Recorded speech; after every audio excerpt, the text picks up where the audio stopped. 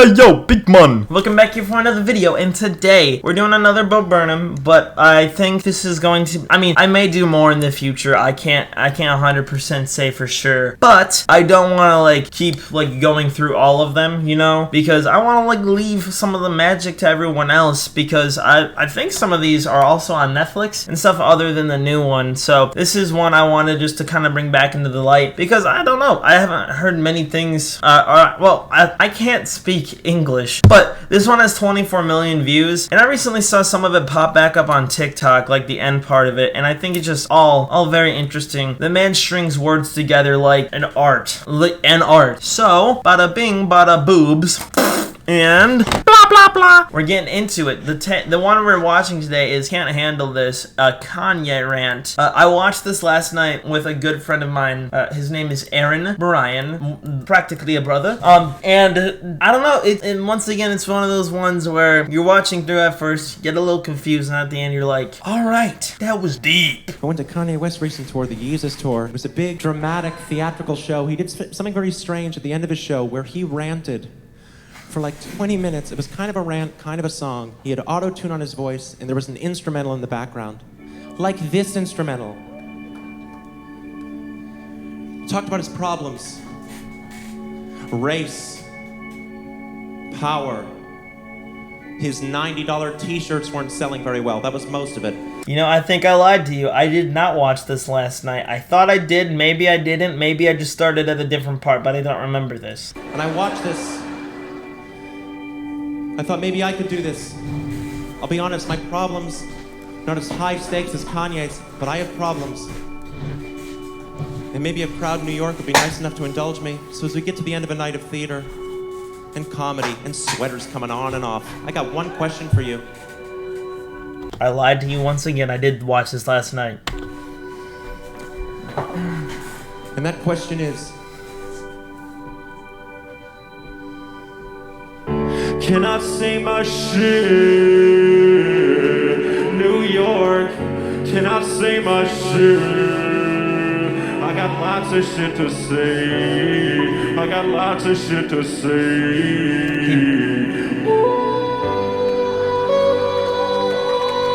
I don't know why this entire segment is just really cool to me. I can't fit my hand inside a Pringle can.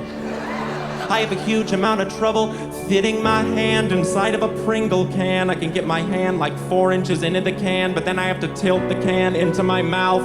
But by that point, a bunch of crumbs have accumulated at the bottom of the can, so they all go spilling onto my face. What I'm trying to say is the diameter of Pringle cans is way too small.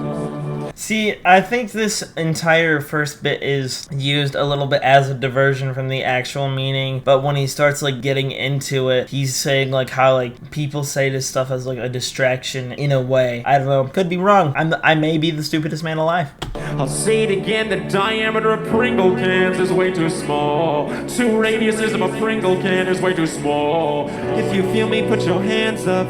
Come on. If you feel me, put your hands up. Look at all these hands that are way too big to fit inside a Pringle can. Your hands I mean, he's still funny though. too big to fit inside a Pringle cans. Your hands are too big to fit inside a Pringle can. You think you can? I know you can. You think you can? Pringles, listen to the people. I am sure 90% of the complaint letters you get are about the width of your cans. Just make them wider. I mean, it is true. When I'm getting Pringles, bro, and it's halfway done, I had to stick my entire ass arm in there. It's no, just either make them. Well, actually, there are shorter ones, but you can make wider ones. You can make even bigger Pringles. Yo, why has that not been a thing? Giant Pringles in a can, have them like this big, have it like this big, big enough for a hand to fit in. Then you have just giant ass Pringles. Yo, that sounds like a marketable thing if I've ever heard marketable things in America. I've overdone the Pringles thing. Sorry. I wanna have a daughter. Wanna have a daughter. So I can finally have someone around the house who can fit their hands in a Pringle can. Yes, I'm still on the Pringle cans thing. Yeah. I'll move on, alright? But that is priority numero uno.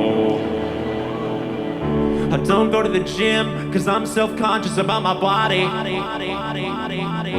But I'm self-conscious about my body cause I don't go to the gym. Irony can be so painful.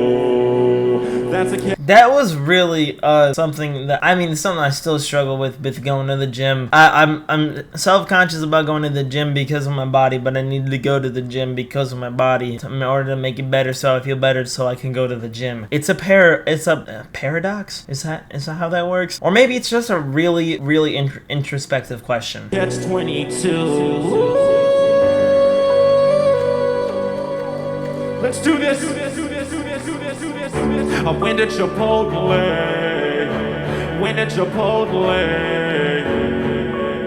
Got myself a chicken burrito.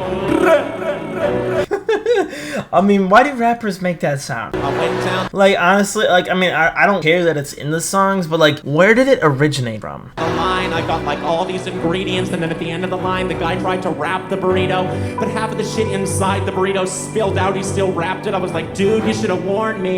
You're a burrito expert. You should have told me halfway through, hey man, you might be reaching maximum burrito capacity here. Facts, bro. I don't. There was one time I went to a Subway where like a similar experience, and like it's like at the end of it, it's like I don't want to open up the sandwich and like have it explode. Like I mean, like it's cool, lots of food, but like I would rather have a nice sandwich than bread salad. You think I want a messy burrito? No one wants a messy burrito. The whole appeal of a burrito is that all of the ingredients are contained within the confines of the tortilla. I wouldn't have gotten half this shit if I knew it was gonna fit in the burrito. Alright, look. I wouldn't have got the lettuce if I knew it wouldn't fit. Wouldn't have got the cheese if I knew it wouldn't fit.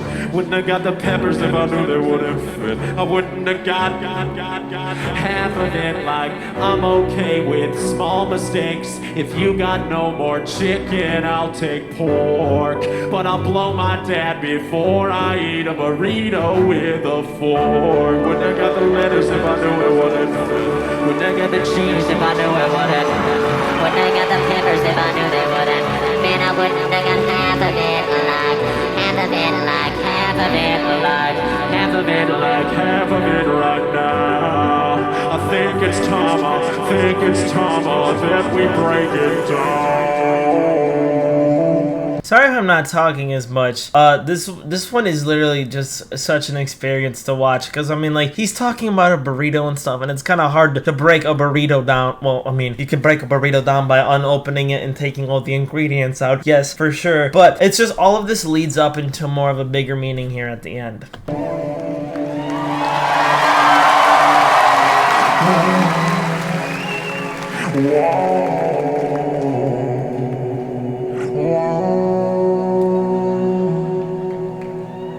Also, I didn't notice this obviously until he had nicer videos, but the little thing on his face, I like it. It's cool.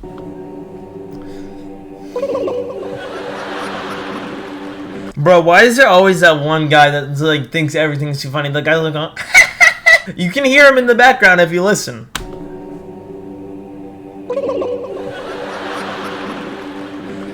I can sit here and pretend like my biggest problems are Pringle cans and burritos.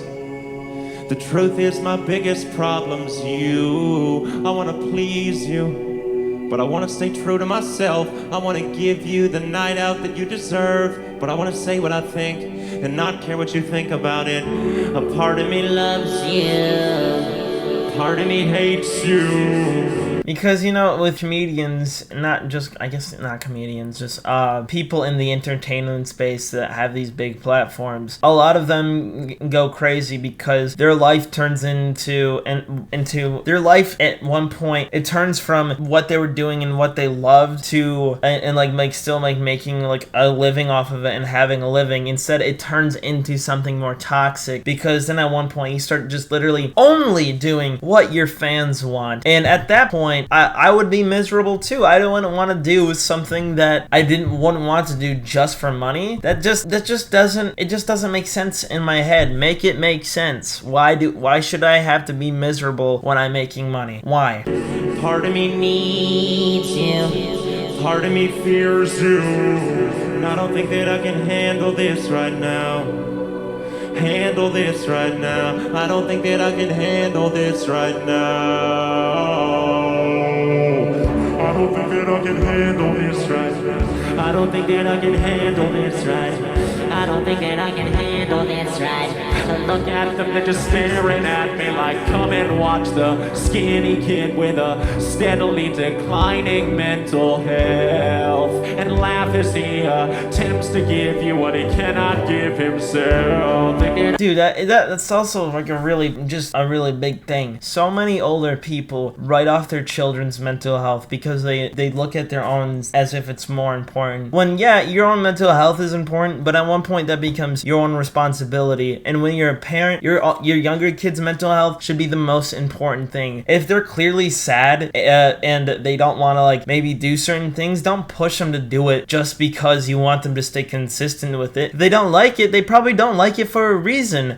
And also if your kid like wants to like go off and let's say do comedy, you encourage them to do that kind of thing. You don't tear them down, because if you never give a building a foundation, it's never gonna stand in the first place. And that's where it leaves a lot of creators and people like this. They have a bunch of disconnects with their families because they didn't give them that foundation, so it ends up being placed on the kids themselves, and they have to make their own foundation, and then they wonder why the parents then parents wonder why the love isn't received backwards after the fact when said person is successful in whatever they do. You should always like just be pushing for better for what your kid wants to do. I mean, like I get it. Having money and being secure and having a place to sleep at night, it's really important. But in the grand scheme of things, being happy consistently throughout your entire life, that's what I want, all right? I want to be happy consistently. I want to be able to make people happy if I can, and many can't. And a lot of it starts from the beginning, you know? Parents. Handle this right. I don't think that I can handle this right.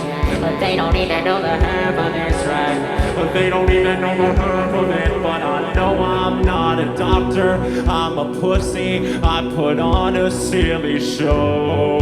I should probably just shut up and do my job, so here I go. Wouldn't have got the letters if I knew it wouldn't fit. Wouldn't have got the cheese if I knew it wouldn't fit. Wouldn't have got the peppers if I knew they wouldn't. Wouldn't have got half. You can tell them anything if you just make it funny, make it rhyme. And if they still don't understand you, then you will run it one more time. Think that I can handle this right. Oh! Handle this right. Oh! And also, may I say, the energy this man brings to the stage is just crazy. I can tell everyone in there is just feeling the feeling of being welled up, you know, because of just what he's saying in general. It's just crazy. Handle this right, but you don't even know the half of this right now. Right now. Handle this right, I'll handle this right, handle this right now. Thank you, good night, I hope you're happy. Man, that was a lot. You know, a lot of these songs from Bo Burnham, they just really make you think, you know? It puts you back into like the whole perspective of life, and just, yeah, I don't know, my eyes are a little glossy, but that's just because this entire video just really means a lot to me. So, I mean, it is what it is, big man. But if you like this video, if you really did understand what he was saying and getting after, please just have a conversation with me down in the comments. Like, genuinely, I want to talk with people about this if I can, because a lot of people grow up, like you said, like the whole idea about the 11-year-old kid trying to produce something that was never given to himself. Maybe the motivation. I don't know exactly what it means. It's art. It's subjective. It can mean whatever it can mean to yourself personally. That's how art works, and that's why it's so fucking cool. So, but if you like this video, if you got anything out of the song, like and subscribe. I'll be here and tomorrow, hopefully. Who knows? I mean, I'm gonna keep trying to do this 2 video a day thing as long as I can, and peace out. Love you, big muns.